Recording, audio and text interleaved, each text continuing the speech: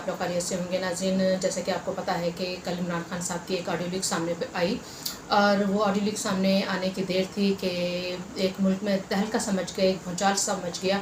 और ज़ाहिर बात है मचना तो था, भूचाल तो मचना था, क्योंकि ऑडियो लीक्स नाज़रीन वो बहुत अहम ऑडियो लीक्स है।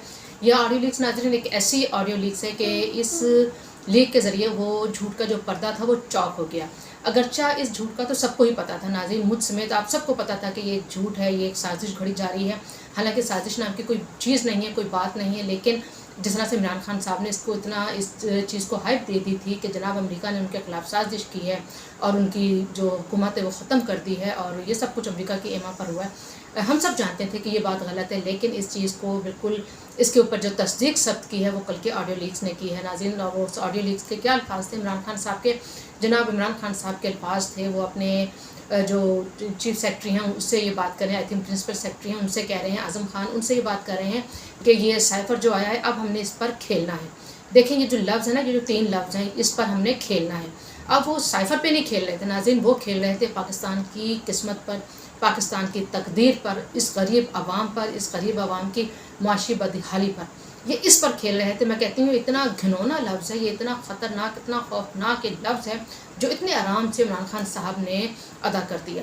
नाज़रीन ये जो ऑडियो लीक सामने आई है इस चीज़ से ना बहुत सी बातें सामने आती हैं। वो कौन सी बातें हैं? वो बातें ये हैं कि नाज़रीन हमारे जो हुक्मरान हैं, हमारा जो आला तबका है, जो प्राइम मिनिस्टर लेवल पे तबका है, जो प्रेसिडेंट लेवल पे तबका है, वो अपने पीएम हाउस में, प्रेसिडेंट हाउस में बैठ के ये काम कर रहे होते हैं।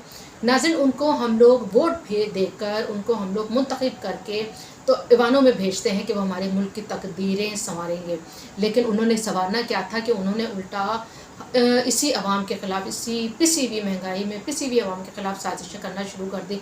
आप अंदाज़ा करें इमरान खान की जहनीत का। तो जहनीत का तो खैर मैं अपने कितने व्लॉग में इन चीज़ का जिक्र करती रही हूँ कि खुदारा अपने बच्चों को, इस नस्ल को इस इमरान खान साहब की जो साजिशी जो माइंड है इनसे बचाएं। लेकिन अफसोस कोई कान नहीं धरता था। लेकिन अब ये ऑडियो लीक्स आई है तो शायद हो सकता है कि वो लोग जो बहुत ज़्यादा इस यूथिया वायरस से इन्फेक्टेड हैं वो शायद इस बारे में सोचें। अब वो देखें आप वो क्या अल्फाज कह रहे हैं कि हमने इससे खेलना है। अब नाज़रीन जब ये साइफर आता है वो खेलना कैसे शुरू करते हैं, उन्होंने शोर मचाना शुरू कर दिया, अमेरिका ने हमारे ख़िलाफ़ साजिश कर दी है। अब नाज़रीन इस शोर में नाज़रीन पूरे मुल्क में उन्होंने एक जान बर्बाद कर दिया। और ISI से लेकर हमारे इस्टेब्लिशमेंट से लेकर हमारी हुक्मरान जमात, हुक्मरान से लेकर आप पाकिस्तान से बाहर आप देख लें, अमेरिका को भी कितनी दफ़ा इस चीज़ की बार के अपनी सच्चाई का सबूत देना पड़ा कि ऐसी कोई बात नहीं है और हमने कोई साजिश नहीं की और ना हम किसी ऐसी साजिश में मुलविस है। लेकिन इमरान खान साहब अपनी बात पर डटे रहे, नहीं जनाब हमारे ख़िलाफ़ साजिश हुई है, हमारे ख़िलाफ़ साजिश हुई है।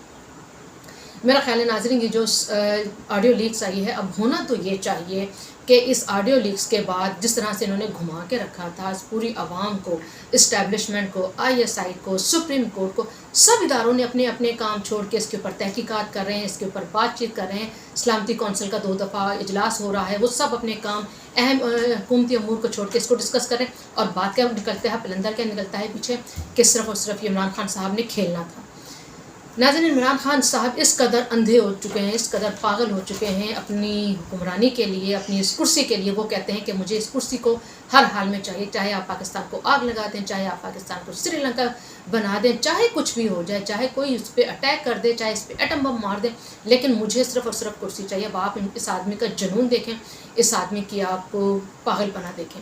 कोई और होता नाज़रीन, मेरा ख्याल है कि ये ऑडियो लीक्स आने के बाद कोई और होता ना नाज़रीन, तो अभी तक उसको अरेस्ट किया जा चुका होता और जितना इस्टेब्लिशमेंट को गुस्सा होता कि तुमने हमारे इतने कीमती टाइम ज़ाया करवाए, अपने पीछे लगा के हमारे जो गैर मुल्की जो हुक्मरान हैं, जो गैर मुल्की हमारे जो दोस्त हैं, जो ममालिक हैं, उनके साथ हमारे ताल्लुकात ख़राब करवाए, हमारे खारजा ताल्लुकात ख़राब करवाए, अमेरिका से ताल्लुकात ख़राब करवाए।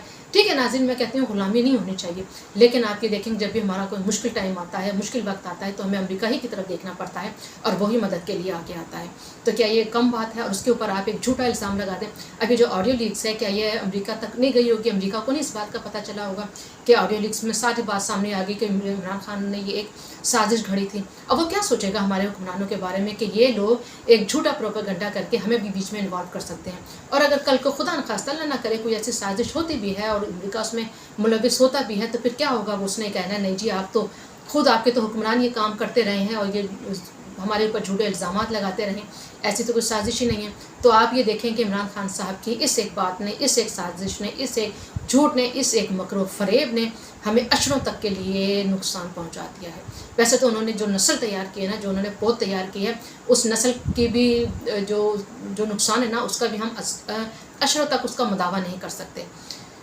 جس طرح سے اس نسل کو، اس قوم یوتھ کے دماغ میں انہوں نے یہ چیز انجیکٹ کی کہ جناب امریکہ ہمارا دشمن ہے، اور جو اینٹی امریکہ انہوں نے جو سینٹیمنٹس ان کے اندر پھیلائے، ان کے اندر ڈالے، ان کے اندر انجیکٹ کیا، ان کو بتایا کہ جناب امریکہ ہمارا دشمن ہے. اور خود وہ جناب 36 گاڑیاں لے لی انہوں نے، ایکسپینسو 36 گاڑیاں لے لی. خود وہ ان کے سفیر کے ساتھ بات چیت کر رہے ہیں، خود وہ لابی ہائر کر رہے ہیں، یعنی کہ خود اپنے معاملات ٹھیک رکھے ہوئے، لیکن عوام کو دشمن بنا دیا. اور آج عوام ان سے اگر پوچھیں کہ عمران خان کی حکومت کیسے گئی، تو ان کے پاس ایک ہی بات ہے، جناب امریکہ نے سازش کی ہے.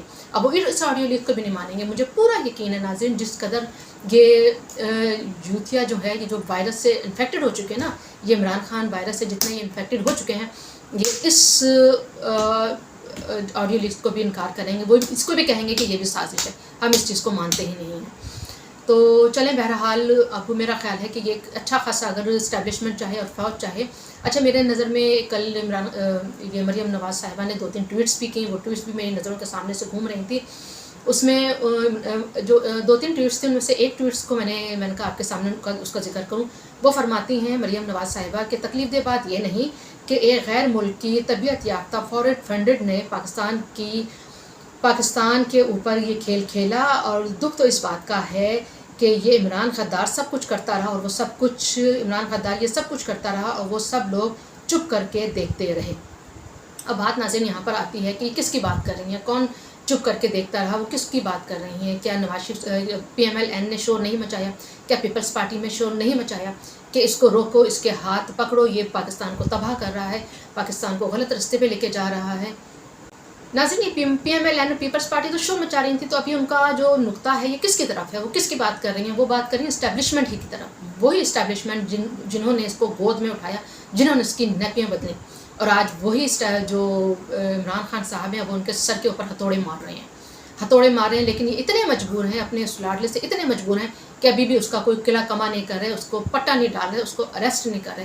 میرا تو خیال ہے کہ اس انسان کو اور اس کے ساتھ جو سازش میں ملوث ہیں، ان کے پرنسپل سیکرٹری اعظم خان کو، شاہ محمود قریشی کو، اور جو لوگ اس سازش میں ملوث ہیں، ان سب کو قرار واقع سزا دینی چاہیے، اور پاکستان کے لیے ایک بنانا چاہیے، ایک نشان بنانا چاہیے.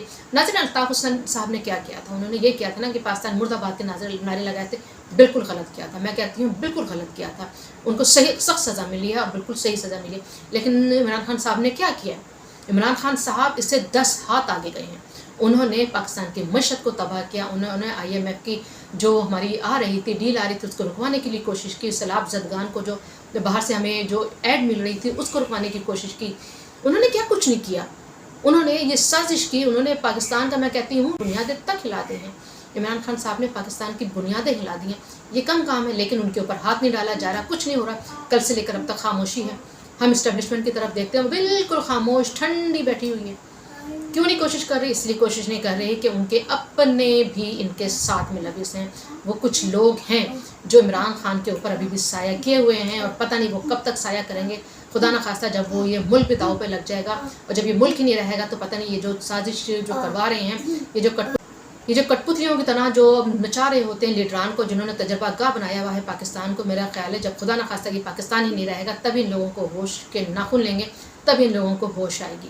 تو سنبھل جائیں، سدھر جائیں، اور اس فتنے کو، اس فارن فنڈنگ ایجنٹ کو، اس غدار کو ابھی سے ہی روکا جائے، تاکہ یہ آگے مزید کوئی اور پاکستان کے لیے مصیبت کریٹ نہ کرے. اسی بات کے ساتھ مجھے اجازت دیجیے. اگر آپ کو میرا ولاگ پسند آیا ہو تو اس کو لائک، سبسکرائب اینڈ شیئر ضرور کیجیے گا. اپنا بہت خیال رکھیے گا. اللہ حافظ.